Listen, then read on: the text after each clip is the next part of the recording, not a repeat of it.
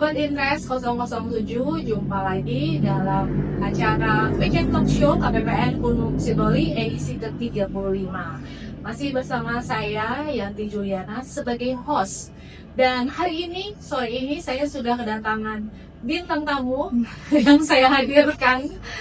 Dari Mar Sonia, Maratus ya namanya ya? Iya, biasa dipanggil Mar-Agus. Iya. Nah, bagi yang kaget gitu ya, kaget ya. Loh, ini ada yang baru ya di KPPN Gunung Sitoli? Ya, ada benar sekali ya. Mara ini adalah salah seorang pegawai baru di KPPN Gunung Sitoli. Tapi, for your information, pegawai baru stok lama ya. Katanya udah Wadah lama. periode kedua ya. Udah periode kedua datang ke sini. Coba cerita. Ini siapa dulu? KPPN Sobat Interest 007. Halo Sobat Interest 007. Perkenalkan, nama saya Maratus Solihah, biasa dipanggil Mara. Ini baru bulan lalu ya penempatan di Kabupaten Gunung Sitoli yang part kedua. Udah kayak drama ini ya, Korea dan drama Cina ya. Ada sesi 1, sesi 2 ya. Kalau dibilang part 2, ini Mara sebelumnya pindah dari penempatan pertama itu tahun berapa?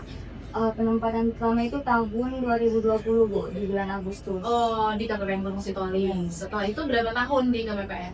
Saya udah genap 3 tahun, soalnya pas di Agustus 2023 pengumuman lulus tugas belajar D3. Oh, tugas belajar. Oke. Habis itu tugas belajar selama 2 tahun ya? 1,5 tahun Bu 1,5 belajarnya. tahun. Setelah itu ada OJT dulu, Nah, baru penempatan. oh iya, OJT seperti mana? Saya di Direktorat PA Bu. Oh, dia di kantor pusat ya. Oke. Mara ini waktu penempatan pertama di sini D1 ya, lulusan D1 ya. Sebelumnya asalnya dari mana, Mara? Saya asalnya dari Padang Sidempuan Bu. Padang Sidempuan. SMA berarti di Padang Sidempuan. SMA Di madrasah. Mas Padang Sidempuan. Oh, luar biasa ya. Tapi sebenarnya nggak jauh-jauh amat sih merantaunya. Cuma beda pulau aja ya. Iya, sebenarnya nggak jauh, tapi karena dihalangin laut ya. Jadi kayak Samudra. Oh, Samudra ya. Jauh gitu ya. Oh, ya nggak apa-apa ya, kalau anak muda emang harus merantau sih. Semangat ya Mara ya. Semoga di periode yang kedua ini tetap menemukan pengalaman-pengalaman yang baru ya. Baik Mara, di Weekend Talk Show ini, di episode yang lalu, 2 episode yang lalu, saya itu membahas tentang growth mindset ya. Jadi teman-teman Sobat Interest 007 juga mungkin yang udah nonton, yang belum nonton sekarang nonton dulu ya di episode 33 dan 34. sequelnya ya. Iya, sequelnya supaya bisa langsung tune in ya. Jadi tentang growth mindset. Growth mindset ini seperti konstruk psikologi yang digagas oleh psikolog namanya Ibu Carol Dweck ya, dari Stanford University. Bagaimana seorang manusia itu akan lebih sukses kalau dia punya pola pikir growth mindset. Jadi mindsetnya itu bertumbuh, berkembang gitu ya. Nah, kemarin udah saya bahas tuh, biasanya kalau growth mindset ini diversuskan dengan fixed mindset. Jadi fixed mindset versus growth mindset gitu ya. Nah, ada 4 perspektif ya. Yang pertama udah kemarin saya bahas ya episode yang lalu dengan Raisa ya, bahwa pandangan terhadap kecerdasan dan kemampuan ya, dari sisi growth mindset dan fixed mindset. Nah, yang kedua sekarang ya, episode yang kedua di growth mindset ini yaitu respon terhadap tantangan gitu. Jadi beda tuh biasanya. Biasa kalau versus kan berarti bertolak belakang ya. Orang-orang yang punya pemikiran growth mindset dan fixed mindset merespon sebuah tantangan itu berbeda caranya. Nah, saya nanya Mara dulu nih ya. Mara selama hidup udah berapa puluh tahun kira-kira? 20 ya? 25. Masih 20 tahun ya? Oh 25 ya? 25 ya, masih. Ini berarti apa? Quarter ya? Quarter life. Quarter life crisis. Pernah nggak mengalami tantangan yang menurut Mara ini lumayan nih, cukup berat ini? Kira-kira pernah nggak? Bisa cerita nggak apa aja?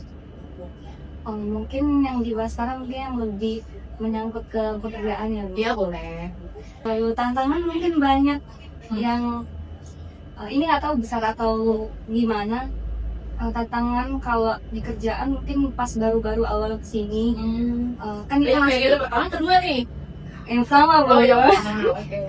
Kan itu masih yang kayak bener-bener anak yang masih bocil gitu kan, baru SMA kuliah setahun terus langsung kerja gitu kan. Oh kayak iya agak, iya iya iya. belum, kalau bisa dibilang kayaknya umurnya kayak belum siap gitu sebenarnya. Udah 20 nih? Belum ya?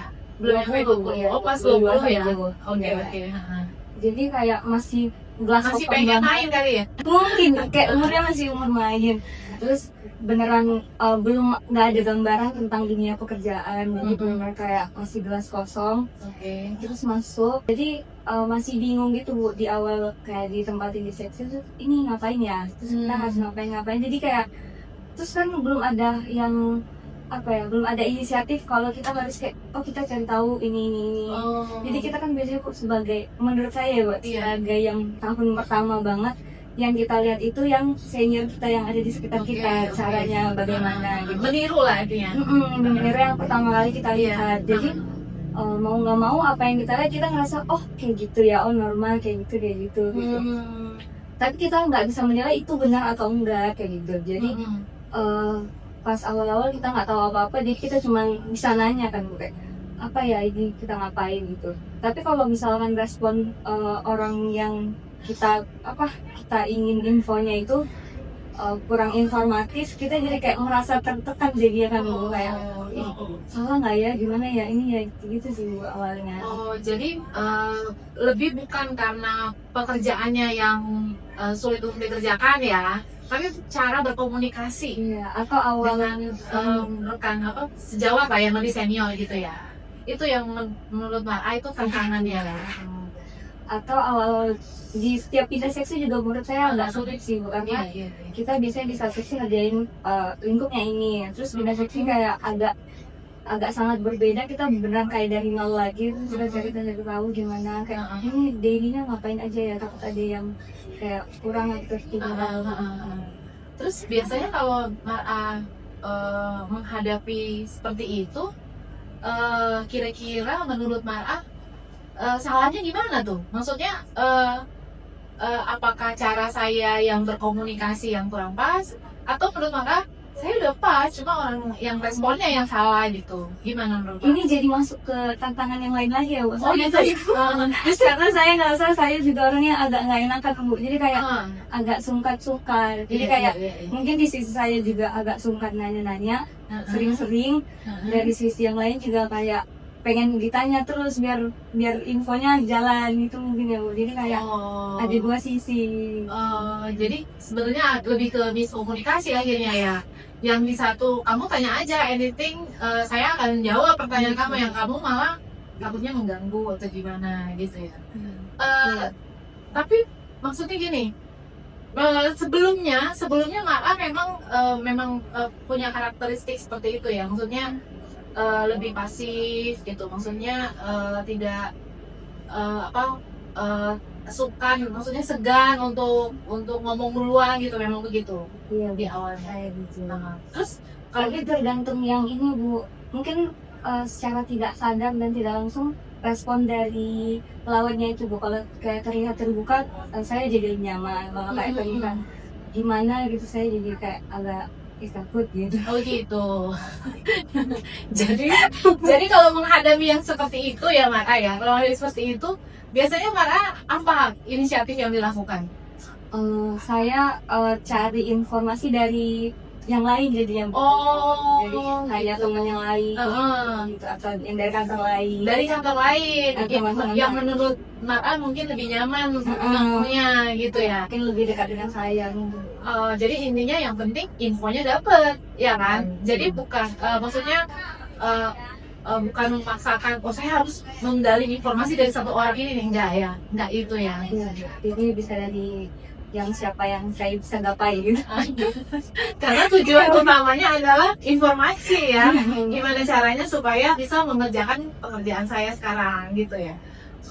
Jadi tantangannya itu mendapatkan informasi. Kalau misalnya misalnya waktu itu tidak dapat informasi, pernah nggak Mar'a dalam situasi ya udahlah berarti kalau nggak ada info ya udah saya tunggu aja gitu, pernah nggak kayak gitu? Kalau memang mungkin di awal-awal mungkin ada setengah kayak gitu Bu, ada pikiran kayak gitu kayak ya udahlah nggak dikasih tahu juga kayak gitu. Iya, berarti nggak ada arahan ya kan? Iya, tapi misalkan tiba-tiba ada atasannya ini gimana, saya belum dapat info, jadi kayak, wah itu gimana gitu, saya nggak tahu. Tapi kalau ya itu perubahannya sekarang, kalau sekarang mungkin nggak bakal kayak gitu lagi karena nggak mungkin saya melepas hal-hal apa gitu sosial. Karena ada ini juga ya, maksudnya nanti bakalan ditanya ya kan pekerjaan itu ya kan ke saya gitu kan, jadi memang harus saya kerjain. Jadi bukan berarti kalau sekarang belum disuruh itu nggak akan ditanya gitu ya, bukan maksudnya bukan bagian saya gitu Bu, nggak akan gitu ya. Makanya kamu antisipasi dengan ya udah saya cari info yang lain. Itu waktu pertama waktu di sini begitu ya. Kalau yang setelah yang kedua ini masih ngerasain hal yang sama? Pertama mungkin saya masih agak miss ya Bu, karena masih belum banyak pengalaman, jadi kayak nggak dikasih tahu. Aku udah nanya tapi nggak tahu info karena dinanti terus lupa gitu. Oh ya udah kayak gitu. Jadi nyarinya nggak terlalu jor-joran gitu. Kalau untuk yang sekarang mungkin kalau soal struggle-nya masih ada karena menurut saya benar-benar informasi baru kan Bu di seksi yang baru. Apalagi karena udah hampir 2 tahun kayak terputus dari pekerjaan karena belajar, jadi ternyata benar-benar kita jadi banyak lupa tentang kayak gimana di kerjaan karena kan beneran fokus belajar ujian gitu. Jadi kayak agak benar-benar dari nol juga lagi. Terus karena belum pernah di seksi yang sekarang juga, jadi belum familiar lah Bu. Jadi tetap kayak mau nyari tahu. Tapi yang paling sulit itu di awal karena beneran nggak tahu mau ini apa awalnya, ini harus apa-apa gitu. Tapi jadi karena udah sekarang ada banyak teman juga yang mungkin yang misalkan dia nggak tubel bisa ditanya kan Bu, atau dia pernah di situ itu, jadi lebih banyak relasi yang bisa ditanya. Oh jaringannya udah semakin luas sekarang ini dari yang dulu sama-sama satu angkatan mungkin ya, atau dari teman-teman grup-grup yang lain gitu ya. Jadi Mar'a merasakan beda ya situasinya saat awal-awal dulu jadi pegawai sama yang sekarang ini. Apa mungkin nggak ada pengaruhnya 2 tahun Mar'a belajar itu mempengaruhi apa? Kepribadian ya kan, cara pandang gitu kan, kedewasaan, ada nggak pengaruhnya? Menurut saya memang sangat berpengaruh sih Bu. Jadi karena kalau apalagi di kantor kecil kayak kita kan Bu, ketemunya itu aja. Jadi kita cuma melihat refleksinya itu aja. Tapi kalau misalkan kemarin karena kuliah banyak ketemu orang, satu kelas ada 20-an. Jadi melihat orang dari seluruh penjuru Indonesia juga kan. Saya penempatannya sama tugas belajar ya. Yang kemarin itu penempatannya mungkin di pulau yang berbeda lagi ya kan. Cuma di sini dari ujung ke ujung. Iya. Jadi semua itu orang-orangnya beda-beda kepribadiannya. Jadi kayak sangat kelihatan gitu kan beda-beda. Oh dia gini, oh bagus ya, dia ternyata sangat ini ya kayak gitu. Terus kayak kita jadi ikut termotivasi juga. Keren ya dia kayak gitu. Kok selama ini kayak kalau di tempatku nggak terlalu yang begitu banget. Tapi mereka ini sangat luas gitu. Terus kita jadi kayak bagus sih kayak gitu. Jadi banyak contoh ya. Banyak pandangan-pandangan lain gitu kan. Kalau selama ini mungkin cuma itu aja yang kita lihat, contohnya kakak saya tadi ya, atau teman-teman yang seangkatan ya kan. Sekarang contohnya jadi banyak gitu ya, dan menurut Mar'a itu bisa dipelajari ya. Kita jadi bisa pilih mana yang mau kita ikutin gitu. Gitu ya, jadi bermanfaat memang untuk tugas belajar itu ya. Iya, karena sejujurnya dulu saya nggak terlalu berminat lanjut kuliah lagi, karena kayak ya udahlah udah kerja juga gitu. Pikirannya waktu awal-awal D1. Tapi karena sebenarnya lebih termotivasi karena biar keluar dari sini. Iya. Tapi ternyata pas sudah kuliah lagi kayak oh seru juga ya kuliah. Kita nggak cuma belajarnya doang, tapi memang mindset kita benar-benar jadi berkembang itu menurut saya. Jadi kayak malah nanti S1 S2 jadi mikir gitu Bu. Mantap.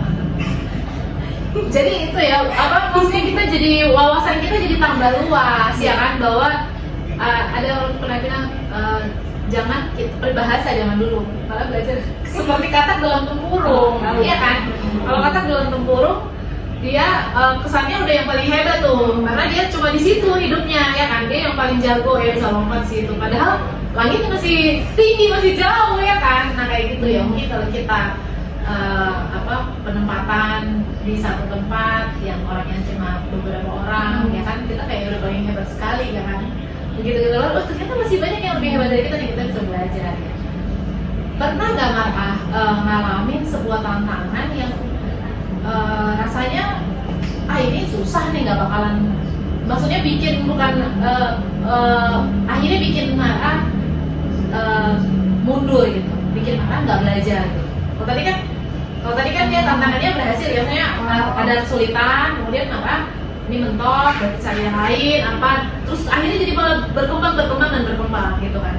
Pernah nggak ngalamin di hidup Mar'ah tantangan akhirnya pengen nyoba sesuatu, ada tantangan, habis itu ya udahlah. Pernah nggak ngalamin? Pernah Bu. Oh iya. Nah itu di zaman yang S1 dulu Bu. Karena kan saya di makan IPA Bu. Terus tiba-tiba masuk STAN IPS. Terus belajar akuntansi itu ya? Akuntansi, penganggaran. Pas banget waktu itu dapat dosen yang mungkin menganggap yang diajar ini benar-benar yang udah paham gitu kan Bu. Padahal kita rata-rata anak IPA. Ada yang masih awam gitu ya? Saya ingat banget Bu, waktu itu ada matkul penganggaran. Kan masih sangat-sangat nggak familiar Bu sama istilah-istilah RKKL yang kayak gitu Bu. Sangat teknis lah. Tapi langsung masuk Bu, langsung kayak bahas teknis matkulnya itu. Terus saya langsung kayak, ini apa benar-benar nggak paham gitu kan Bu. Saya mencoba belajar, misalkan pulang kuliah belajar biar nggak SKS. Terus pas dipelajari tetap nggak paham. Jadi saya kayak ya udahlah. Jadi kayak nggak terlalu belajar lagi karena kayak udah dicoba nggak paham. Jadi saya ujungnya SKS juga Bu, waktu D1. Pas waktu mau ujian baru belajar. Iya, tapi jadinya bisa ujiannya. Jadi agak-agak lah Bu. Saya jadi demotivasi karena kayak merasa mungkin waktu SMA belajar karena udah emang udah familiar kan Bu. Kimia, fisika gitu. Jadi belajar dikit udah tahu. Tiba-tiba ke IPS pas belajar nggak tahu, jadi saya langsung enggak ini, jadi nggak semangat lagi Bu. Iya, jadi ada perasaan ngedrop ya. Selama ini mungkin waktu di MAN nilainya bagus-bagus ya Mar'ah ya, pasti ya. Nilainya bagus, mungkin dapat ranking juga ya kan di kelas ya kan. Terus tiba-tiba ini sesuatu yang baru, terus kayaknya dosennya kayak ngerasa semuanya udah ngerti ya kan, langsung digas. Tapi kita nggak bisa grab gitu ya ilmunya ya. Itu bikin Mar'ah frustasi. Iya, jadi saya agak sempat curhat juga ke cutting gitu kan, yang kata kelas saya di SMA. Ngerasa kok susah ya. Kelas di mana nih? Kak kelas saya di MAN Bu. Di MAN. Tapi anak STAN udah lulus belum? Sama-sama dia satu tapi di atas saya. Oke. Terus respon kakaknya cuman yang kayak iya emang, tapi bisa kok, cuman gitu aja. Tapi saya ngerasa nggak bisa.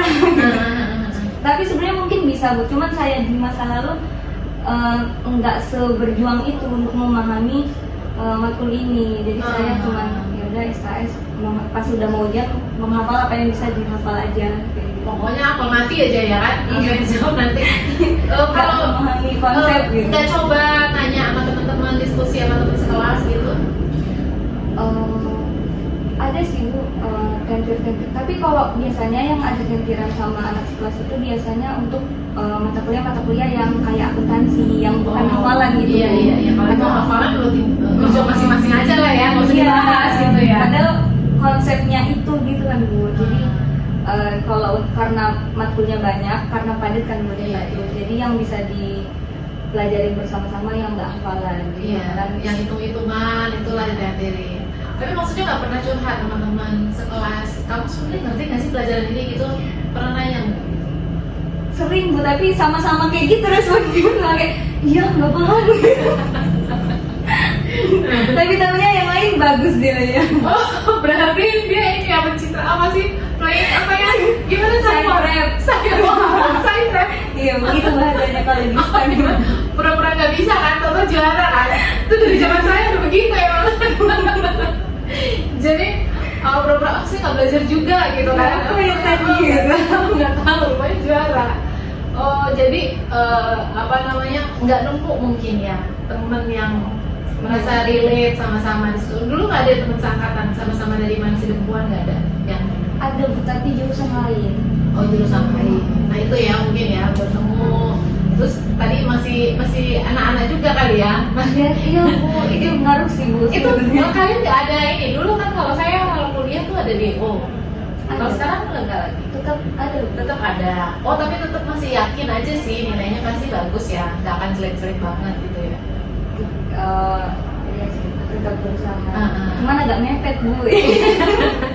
Jadi saya nyesal sekarang Bu, kayak kenapa ya dulu nggak jor-joran belajar kayak gitu. Karena kan nanti IP pengaruh ke IP juga kan ya. Jadi ini IP-nya akhirnya nggak terlalu wow banget gitu ya. Jadi itu mengurangi jadi. Nah, tapi mungkin kamu tuh lebih ke gini, pengennya tuh ngerti konsep, bukan cuma hafal ya kan? Iya, Pasti betul. pengennya belajarnya tuh sampai seperti itu, cuma memang belum ketemu ininya gimana. Nah kalau sekarang udah ngerti masalah yang di ilmu pelajaran yang kamu waktu pelajari itu, setelah kamu masuk di KPPN, ngerti nggak kamu?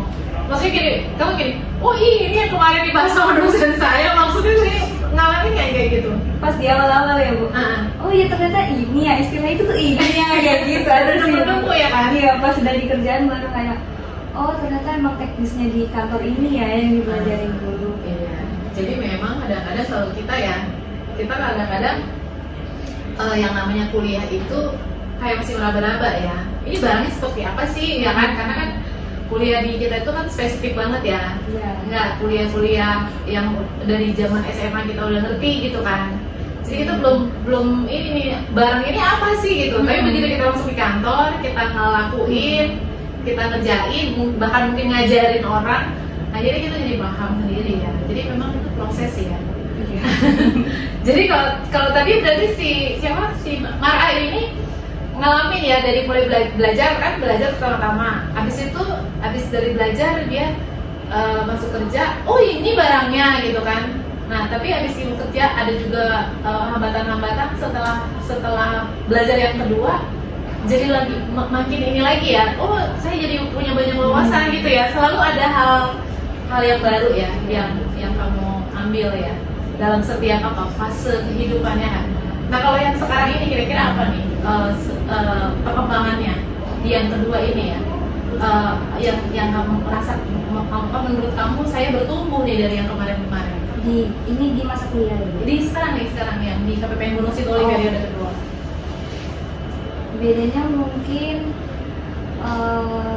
yang sebelumnya yang ngerjain aja Bu, kayak ya udah ngerjain yang dikasih tahu. Tapi kalau sekarang kayak karena udah ke bawah dari kuliah yang teman-temannya gimana, jadi sekarang kayak nggak cuma aku ngerjain ini tapi harus tahu alurnya gimana, kenapa misalnya kayak gini gitu. Oh gitu ya, karena kamu udah punya perspektif yang lebih luas itu, akhirnya kamu mungkin jadi punya cara kerja yang baru ya waktu di sini ya, bukan cuma sekedar menyelesaikan outputnya gitu, tapi sampai alurnya tadi ya, alurnya terus Konsepnya, kenapa konsepnya. dasarnya gitu. Oh gitu, itu yang Tapi nggak dasar-dasar banget sih. nanti lama-lama dasar banget. Semoga. Lama-lama sampai dasar kan awal-awal ya masih kayak berenang kan masih di permukaan, lama-lama kan jauh kita. Ya kan? Snorkeling. Iya, snorkeling makin lama makin jauh mainnya ya kan. Jadi itu ya Mara ya, tantangan yang Mara hadapi dalam berbagai fase kehidupan. Pertama-tama mungkin responnya masih apa ya, belum pas mungkin ya menurut Mara ya. Menurut Mara ada penyesalan ya istilahnya ya. Yang dulu. Iya pasti Ya, ada penyesalan. seandainya saya nggak kayak gitu responnya kan. Tapi semakin kesini semakin jadi Udah sadar harus kayak berjuang gitu ya. Jadi sebenarnya kalau tadi kita bahas tentang orang yang punya growth mindset menyikapi atau merespon terhadap tantangan, ya kan. Ternyata respon terhadap tantangan itu bisa bertumbuh juga, ya kan? Orang yang dari awalnya mungkin kurang pas responnya, ya kan? Tapi ternyata orang yang punya, itu kan berarti maksudnya mungkin dia di fix mindset ya, di fix mindset dia langsung nyerah pada tantangan yang berat. Ini kayaknya memang bukan bagian saya, ya udah saya mundur aja gitu kan, terlalu berat ya kan gitu. Tapi ternyata di kasusnya Maka ini, orang yang punya fixed mindset tidak selamanya dia ada di posisi itu, dia bisa bertumbuh juga. Saya lihat dia punya pemikiran yang lebih baik lagi yang di growth mindset itu ya. Sekarang jadi kalau ada tantangan, bentuk yang sini, cara lain. Kemudian belajar terus gitu ya Maka ya. Luar biasa, terima kasih Maka insight-nya hari ini. Terima kasih Bu. Kira-kira ini terakhir ya, untuk menutup podcast ini, menurut Maka apa yang menurut yang terbaik ya, cara terbaik ya untuk kita menghadapi tantangan, sehingga ketika kita ketemu tantangan kita itu bisa maju, bukannya berhenti. Oh, di waktu menghadapi tantangan ya Bu. Gimana ya? Pas kita ada tantangan, kita setidaknya mencoba gitu Bu. Nggak yang kayak walaupun udah mencoba mungkin tetap ini ya Bu, tetap kayak ternyata nggak bisa, tapi kita bisa coba cari cara lain yang kayak misalkan nanya sama orang atau gimana. Intinya tetap mencoba walaupun berapa kali nggak bisa, tapi harus mencoba biar kayak nemu jalan alternatif lain.